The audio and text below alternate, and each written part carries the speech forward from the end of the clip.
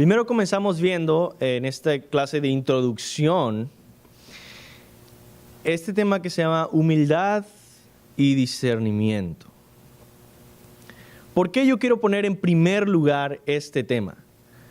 Porque el mayor peligro que nosotros enfrentamos al estudiar esta clase tiene que ver con el orgullo. Por supuesto, vamos a dedicar todo el curso a discernir y vamos a estar comparando entre iglesias falsas, iglesias enfermas, iglesias verdaderas. Vamos a estar viendo y tenemos en esta situación una gran tentación, un gran peligro de crecer en orgullo, de creer que nosotros somos la única iglesia sana, la única iglesia bíblica, que nosotros somos lo mejor, y eso no es cierto. Entonces, eso es importante saber. También hay que entender que no existe una iglesia perfecta. Y nunca va a haber una iglesia perfecta en esta tierra, en este mundo caído. Entonces, ¿cuál es la aspiración que nosotros podemos tener? Es ser una iglesia que intencionalmente está creciendo, está buscando cada vez más ser saludable y bíblica. Entonces, con este riesgo de vernos a nosotros mismos como superiores, como los únicos bíblicos, los que somos la salvación del mundo, la salvación, la respuesta del mundo. Nosotros no somos la salvación del mundo. Nosotros necesitamos la salvación del mundo, necesitamos la respuesta del mundo, que es Jesucristo nuestro Señor. Así que tenemos que enfocarnos en eso. Entonces, lo primero que quiero decir con respecto a la humildad, vamos a tratar primero la humildad. Lo primero es que la humildad es extremadamente importante. Y Dios aborrece al soberbio. Entonces, primero, Dios aborrece al soberbio. Y eso es algo que todos nosotros debemos entender plenamente.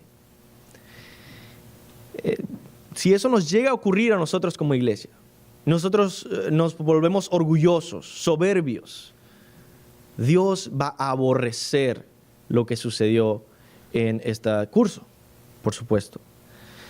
La Biblia es muy clara al respecto, hermanos. En Santiago 4:6 dice, pero Él nos da mayor ayuda con su gracia. Por eso dice la Escritura, Dios se opone al orgulloso, pero da gracia a los humildes. Entonces, dos cosas, se opone al orgulloso. Si tú quieres entender quién es el enemigo de Dios, Dios está opuesto a quién, está en contra de quién, está en contra del orgulloso, está en contra del soberbio. Pero da gracia a los humildes. Dios odia, aborrece, detesta a los soberbios. Él se opone a todo hombre o mujer que muestra soberbia, ¿verdad? Ten en cuenta lo que le sucedió a Satanás, que por su orgullo se volvió enemigo de Dios. O ten en cuenta también, recuerda siempre al faraón, que por su dureza de corazón y su orgullo, él se volvió un ejemplo del poder de Dios para castigar, para condenar, para juzgar, y para que se mostrara que el Dios de Israel es el Dios verdadero. O no olvides lo que pasó con Nabucodonosor, el gran rey de Babilonia, que se volvió tan orgulloso y soberbio diciendo que eso era obra de su majestad y esta era su gloria, este imperio babilónico, que Dios le humilló al punto de que se volvió como un animal salvaje. Y por supuesto, memoriza las palabras que Jesús habló hacia los fariseos, hipócritas y orgullosos, ¿verdad? Jesús dijo, ay de ustedes maestros de la ley y fariseos, hipócritas, que construyen los sepulcros de los profetas y adornan los monumentos de los justos, Y luego dicen, si nosotros hubiéramos vivido en tiempos de nuestros antepasados, no habríamos tomado parte en la muerte de los profetas. Interesante, ¿no? Esos fariseos dicen, bueno, están honrando a esos profetas que sus antepasados mataron, asesinaron. Y dicen, si nosotros hubiéramos estado ahí, nosotros no les hubiéramos matado, por supuesto. Tantos hermanos que yo he escuchado decir, si yo hubiera sido Adán, no hubiera mordido el fruto. Si yo hubiera sido Eva, no hubiera mordido el fruto. Puro orgullo, hermano. La verdad, hubiéramos sido más rápidos de morder el fruto, por supuesto. Entonces, lo primero, Dios aborrece al soberbio. Segundo, la humildad atrae la mirada favorable de Dios. Porque Dios da más gracia al humilde. Entonces, lo mejor que nos puede pasar como iglesia es que nosotros crezcamos en humildad, en un corazón contrito y humillado que tiembla ante la palabra de Dios, y podamos crecer en esta humildad durante este curso y decir, wow, ¿sabes por qué eso es lo mejor que nos puede pasar? Porque eso va a atraer la mirada favorable de Dios. Vamos a ver a Dios obrando en su gracia entre nosotros.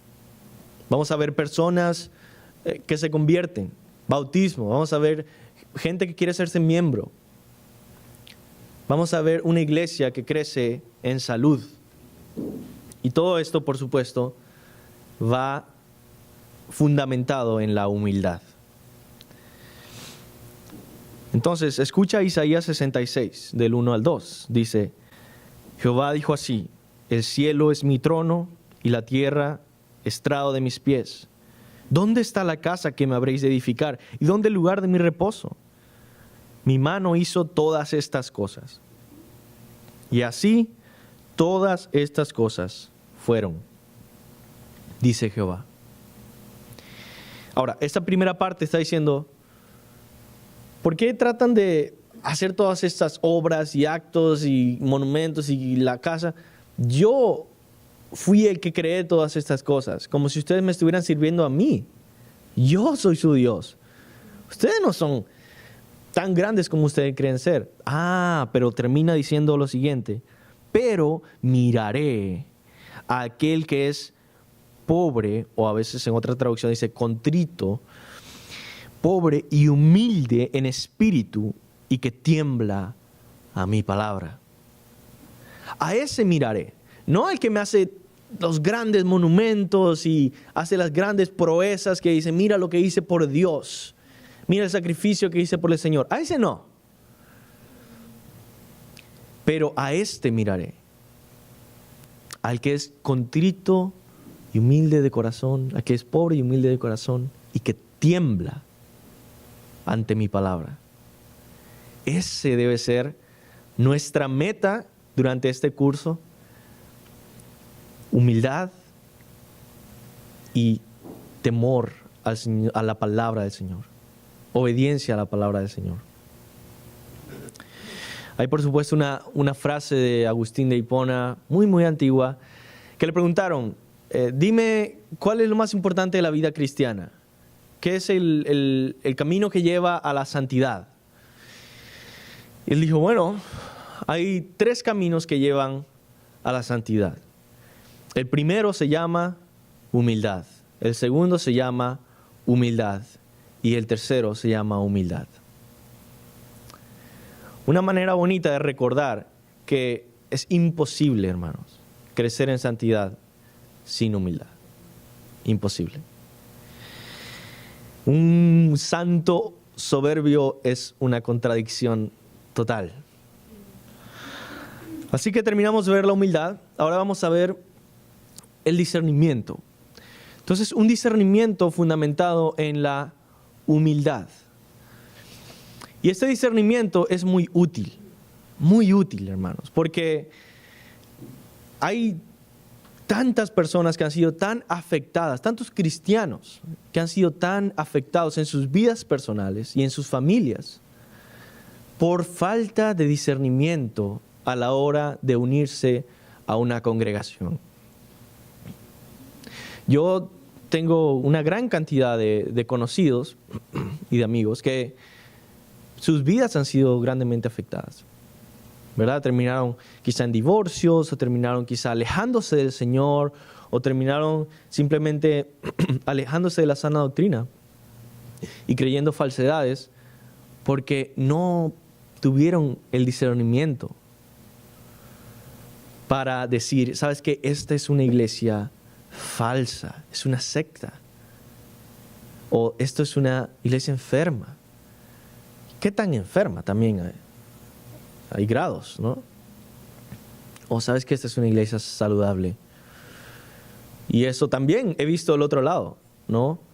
En mi propia vida y en vidas de otros hermanos, cómo sus vidas han sido transformadas por el hecho de que se volvieron miembros de una iglesia saludable. Mi vida, ¿verdad? Mi familia, mi trabajo, todas las cosas que hago, ¿verdad? Se ven afectadas. Y también tú, si eres parte de otra iglesia, cualquier iglesia en la que estés va a afectar obviamente todas las áreas de tu vida. Entonces, para eso vamos a nosotros ver rápidamente 3 tipos de iglesias: enfermas, falsas y saludables. ¿Cómo puedes identificar una iglesia falsa? ¿Cuáles son las características de una iglesia falsa? Por supuesto, esto va a ser corto, no va a ser exhaustivo, no son todas las características de una iglesia falsa o todas las características de una iglesia enferma o saludable. Pero sí son quizá una de las más importantes. Entonces, las iglesias falsas se caracterizan porque estas iglesias están fuera del círculo cristiano. Usualmente son consideradas sectas o se enfocan en estafar a la gente para quedarse con su dinero. Entonces ves estas dos cosas. Puede ser que sean enemigos de la verdad, ¿no? Por ejemplo, testigos de Jehová, ¿verdad? Ellos realmente están negando, y ahorita vamos a hablar más de eso, negando verdades fundamentales, principales de la fe cristiana. Pero puede ser que no están enseñando algo que es totalmente en contra de los fundamentos cristianos, pero realmente no son sinceros. Ellos realmente están tratando de engañar a la gente, están tratando de estafar a la gente. Hay muchas iglesias así, lamentablemente, que no son iglesias. Y ese es el punto con la palabra falsas. No son la novia de Cristo, no son el pueblo de Dios. Por supuesto que no son hijos de Dios. Son personas que necesitan salvación. Son lobos muchas veces. O simplemente instrumentos de Satanás, como muchas veces uno puede ser sin darse cuenta. Entonces, las iglesias falsas, primeramente, niegan verdades fundamentales de la fe cristiana. Tenemos que entender que hay diferentes tipos de enseñanzas, diferentes grados de importancia, por así decirlo, en las enseñanzas de la Biblia. Por ejemplo, hay doctrinas o enseñanzas principales, fundamentales. Hay doctrinas secundarias y doctrinas quizá terciarias, ¿verdad? Y las doctrinas principales, fundamentales, es lo que determina si tú eres cristiano o no. Si tú dejas de creer alguna enseñanza principal o fundamental, tú no eres cristiano. Estás fuera del círculo. Tú no eres parte de lo que es el cristianismo. Por ejemplo, una doctrina primaria o fundamental es que Jesucristo es Dios y es hombre. Si tú niegas que Jesucristo es Dios, si tú dices que es solamente un hombre o un profeta, o si dices que es un ángel, si dices que Jesús no es Dios, tú estás fuera de lo que es el círculo del cristianismo. Ya tú no crees cristianismo. Quizá crees otra cosa y pones nombres, etiquetas como Jesús, otras cosas, pero tú no crees en lo que la Biblia está diciendo acerca de quiénes son los cristianos. También si no crees que Jesús se hizo hombre, También si no crees que Dios es Trinidad.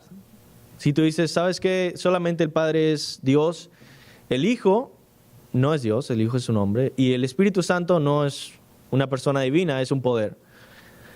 Estás fuera de lo que es el cristianismo. Ya no eres cristiano. Has negado la fe, ¿no? Y por supuesto, hay otras doctrinas primarias, fundamentales. Ahora, hay otras enseñanzas que que tienen diferentes opiniones entre hermanos, entre cristianos. El ejemplo más común, por lo menos, es el de qué va a pasar al final de los tiempos. ¿Va a haber un rapto? ¿No va a haber un rapto? ¿Va a venir Jesús antes de la tribulación? ¿Después? ¿Va a haber 7 años de tribulación? ¿O no va a haber tribulación? ¿O ya estamos en la tribulación? ¿O ya estamos en el milenio? Entonces, todas estas preguntas son preguntas que se hacen entre hermanos, dentro de la casa, dentro del círculo. Y hay muchos otros temas, por supuesto. Pero eso es una característica de una iglesia falsa. También, una iglesia falsa predica un evangelio diferente. Por supuesto, Pablo en Gálatas capítulo 1 dice que cualquiera, ya sea un ángel del cielo o aún él mismo, un apóstol del Señor, predica un evangelio diferente, sea anatema, sea maldito. Entonces, el evangelio obviamente te dice si eres cristiano o no eres cristiano. Y si predicas un evangelio diferente, obviamente eres una iglesia falsa, no eres una iglesia cristiana. Y después vamos a ver qué es el evangelio y otras clases que vamos a profundizar en eso. Y finalmente, quizá una iglesia falsa también abraza completamente el pecado. Quizá dice, ¿sabes qué? Tengo todas las doctrinas principales, ok, le hago el checkbox. Ok, es verdad, sí creo esto.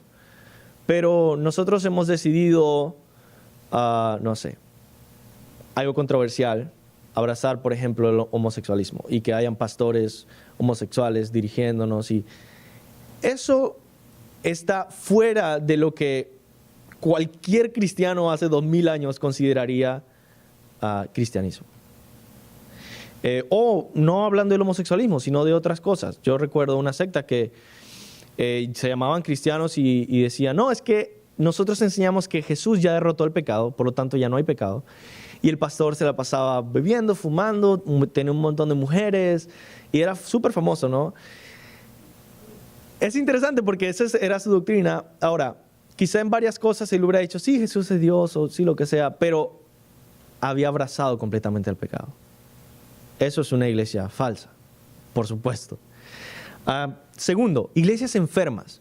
Las iglesias enfermas se caracterizan por ignorancia bíblica, ignorancia de teología bíblica y sana. Eso es lamentable, pero eso es lo más claro que yo puedo decir. ¿Qué es lo que caracteriza a una iglesia enferma? Ignorancia. Ellos no saben que están enfermos, no saben que existe algo que se llama iglesia sana, no tienen obviamente el discernimiento y no tienen muchas veces ningún tipo de capacitación o entrenamiento bíblico para entender cuáles son las doctrinas fundamentales de la fe. Quizás no te pueden definir el evangelio. Hay ignorancia bíblica en esto. Y usualmente vas a ver en estas iglesias errores doctrinales, por supuesto, porque no han estudiado y la gente simplemente lo que primero se le ocurre al leer la Biblia, bueno, quizá esto es.